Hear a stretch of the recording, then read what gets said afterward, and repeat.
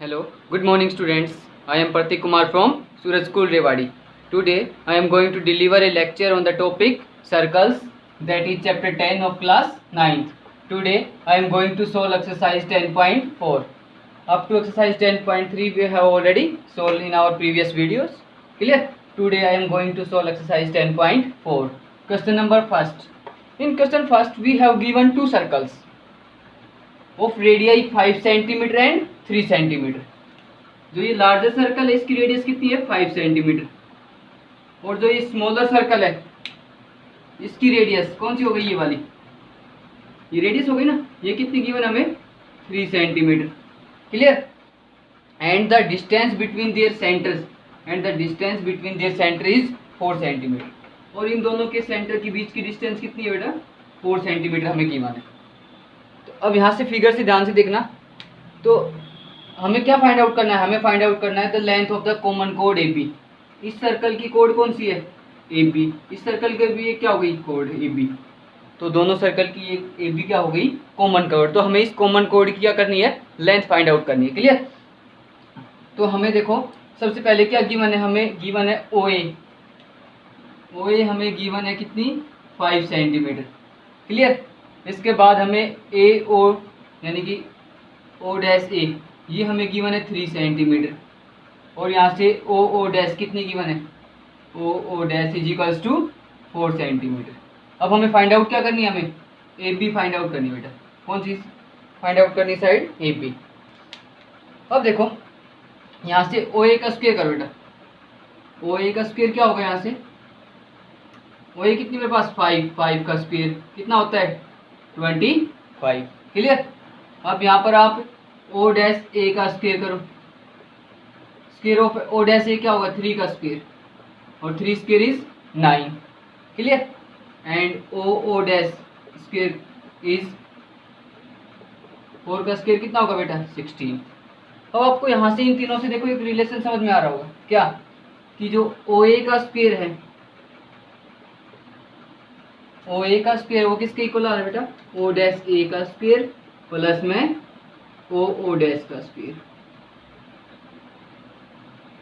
कि ये वाली जो ओ ए है इसका स्क्वायर किसके, ये ट्राइंगल देखो, इन ट्राइंगल यहाँ पे लिख लेना, in triangle A O dash triangle में ओ ए का स्क्वायर किसके इक्वल है ओ डैश ए का स्क्वायर प्लस में ओ डैश का स्क्वायर. अब हमें ये पता है अगर किसी ट्राइंगल में हाइपोटेन्यूज का स्क्वायर किसके इक्वल हो परपेंडिकुलर का स्क्वायर प्लस बेस का स्क्वायर, तो वो ट्राइंगल कैसी होगी right angle triangle. If the square of the longest side is equal to sum of the square of other two sides then the triangle will be right angle triangle. तो ये triangle कैसी होगी, therefore triangle A O dash is a right angle triangle. Right angle triangle कैसी triangle होगी बेटा, ये right angle triangle. क्यों? By converse of Pythagoras theorem. Converse of Pythagoras theorem.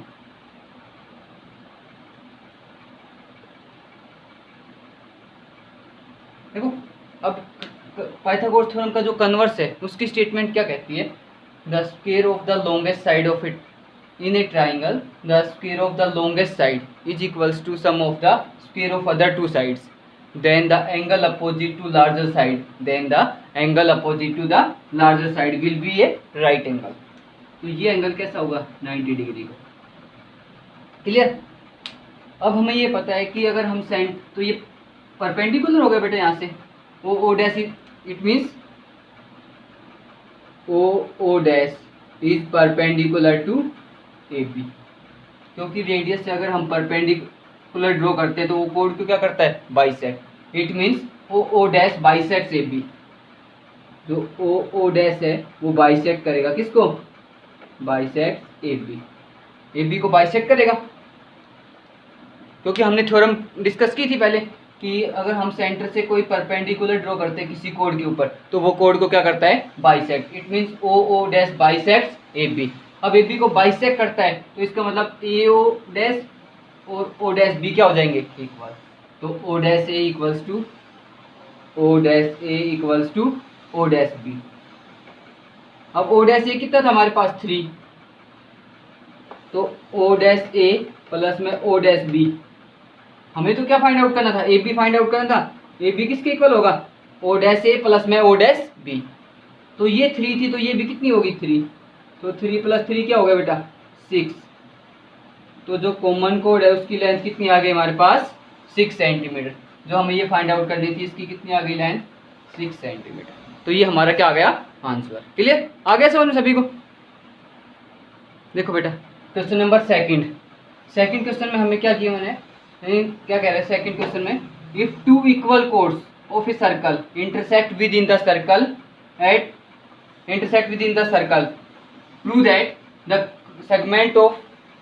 prove that the segment of one chord is equals to the segment of the other chord, the corresponding segment of the other chord। ये कह रहा है हमारे पास 2 equal code है जो circle के अंदर क्या करती है, एक दूसरे को इंटरसेक्ट करती हैं। तो हमें प्रूव करना है कि जो वो सेगमेंट बनाएंगी उनके जो कोरस्पॉन्डिंग सेगमेंट होंगे वो क्या होंगे इक्वल। इसका मतलब ए बी और सी डी के हमारे पास ये जो रेड लाइन है ना, ए बी और सी डी ये दो क्या इक्वल कोड्स है हमारे पास, गिवन है A B equals to C D. अब यहाँ पर देखो ये ई पॉइंट पर क्या कर रही है, दोनों कोड एक दूसरे को इंटरसेक्ट कर रही है। किस पे कर रही है, ई पॉइंट पर इंटरसेक्ट कर रही है। अब देखो ई पॉइंट पर इंटरसेक्ट कर रही है तो हमें ये प्रूव करना है कि जो एक सेगमेंट तो ये बना रही है ए ई और एक बना रही है बी, ये कोड कौन सी बना रही है सी ई और डी। तो हमें ए ई का कोरस्पॉन्डिंग सेगमेंट कौन सा है सी, और बी का कोरस्पॉन्डिंग सेगमेंट डी। इनको हमें इक्वल प्रूव करना है। हमें प्रूव करना है कि A E equals to C and B E equals to D. Clear, आगे समझ में। अब देखो हमने क्या किया, कंस्ट्रक्शन की, draw O N perpendicular draw किया किसके ऊपर सी डी के ऊपर, और ओ एम परपेंडिकुलर ड्रॉ किया किसके ऊपर ए बी के ऊपर। अब ध्यान देना प्रूफ के अंदर। अब हम बात करते हैं किसकी, ट्राइंगल दो बन गई, एक तो triangle O E M and triangle O E N, in triangle O E M and triangle O E N. सबसे पहला पॉइंट देखो, अब इन दोनों क्या करेंगे हम कॉन्ग्रुएंट प्रूव करेंगे बेटा। तो सबसे पहला पॉइंट क्या होगा कि इसको मैं नेम देता हूँ एंगल 1, इसको नेम देता हूँ angle 2। Angle 1 equals to angle 2 is 90 degree. ठीक है। Second O M equals to O N. क्यों, if two chords are equal then they are equidistant from the centre. Equal chords are equidistant, chords are equidistant. ठीक है बेटा, अगर दो equal code होती हैं तो वो सेंटर से क्या होती हैं इक्विडिस्टेंस, बराबर डिस्टेंस पे होती हैं। अब देखो ओ एम इक्वल्स टू आ गया ओ एन, 2 पॉइंट हो गया, O E common, O E is equals to O E क्या हो गया आपके पास कॉमन हो गया। क्लियर, 3 पॉइंट हो गए। Therefore triangle O E M is congruent to triangle O E N. भाई कौन सा रूल लगेगा, देखो यहाँ पर आर एच एस रूल लग जाएगा भाई, R H S rule, right hypotenuse side rule. Clear, R H S rule से दोनों ट्राइंगल क्या हो गई कॉन्ग्रुएंट। अब देखो ये दोनों ट्राइंगल ओ ई एम और ओ ई एन क्या हो गई कॉन्ग्रुएंट, तो इसकी साइड ई एम और इसकी साइड ई एन क्या हो गई बेटा इक्वल हो जाएंगी by C P C T. अब ये दोनों सी पी सी टी से इक्वल हो गई। अब ए बी हमें किसके इक्वल गिवन था, A B equals to C D हमें गिवन था बेटा। ये दोनों कोड कैसी थी इक्वल। तो हमें ये भी पता है अगर हम सेंटर से कोड के ऊपर परपेंडिकुलर ड्रॉ करते हैं वो कोड को क्या करता है बाइसेक्ट। इसका मतलब ओ एम है वो इस ए बी को क्या करेगा बाइसेक्ट, किसमें A M equals to B M. तो ए बी, अब ए बी सी डी के इक्वल है तो उनका हाफ भी क्या होगा, half of A B is equals to half of C D. तो हाफ भी उनका इक्वल होगा बेटा। अब मैं ए बी के हाफ को क्या लिख सकता हूँ ए एम, ये लिख सकता हूँ ना, क्या लिख सकता हूँ ए एम। और यहाँ से सी डी के हाफ को क्या लिख सकता हूँ मैं, सी डी के हाफ को सी एन। ठीक है, अब ए एम किसके इक्वल हो गया सी एन के इक्वल। अगर हम इक्वल में इक्वल ऐड करेंगे रिजल्टेंट कैसा आएगा इक्वल। अब देखो ए एम किसके इक्वल आया बेटा सी एन के इक्वल। अब हम इक्वल में इक्वल ऐड करेंगे रिजल्टेंट कैसा आएगा इक्वल। जब मैंने ए एम और सी एन तो इक्वल थे, उसमें मैंने ई एम और ई एन ऐड किया, क्या ऐड किया ई एम और इधर ई एन ऐड किया, और ई एम और ई एन को मैं क्या दिखा चुका हूँ इक्वल, पहले प्रूव कर चुका हूँ। तो अब ए एम में अगर मैं ई एम ऐड करता हूँ तो मेरे पास बनती है ए ई, क्या बनता है ए इज इक्वल्स टू, अब मैं सी एन में ई एन ऐड करूंगा तो बनेगा मेरे पास सी। क्लियर?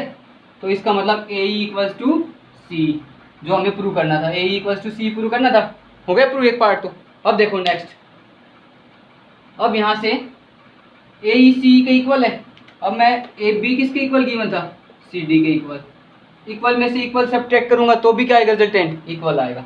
तो ए बी में से मैं माइनस करता हूँ, ए बी में से देखो इस पे से माइनस करता हूँ ए, और यहाँ पर सी डी में से माइनस करता हूँ मैं सी। तो इक्वल में से इक्वल सब्ट्रैक्ट करेंगे तो भी रिजल्टेंट कैसा आना चाहिए, इक्वल। तो ए बी में से देखो बेटा आप ए ई माइनस करोगे, क्या बचेगा, बी। क्या बचेगा, B is equals to C D में से आप सी माइनस कर दो इतना पोर्शन, क्या बचेगा, D. B equals to D, और यही हमें क्या करना था, प्रूव। Hence prove. आ गया समझ में? तो हमने प्रूव कर दिया कि अगर दो इक्वल कोड एक दूसरे को सर्कल में क्या करते हैं, इंटरसेक्ट, तो उनके जो कोरस्पॉन्डिंग सेगमेंट होंगे वो क्या होंगे बेटा, इक्वल होंगे। क्लियर? आ गया समझ में सभी को? Very good. Okay bye students.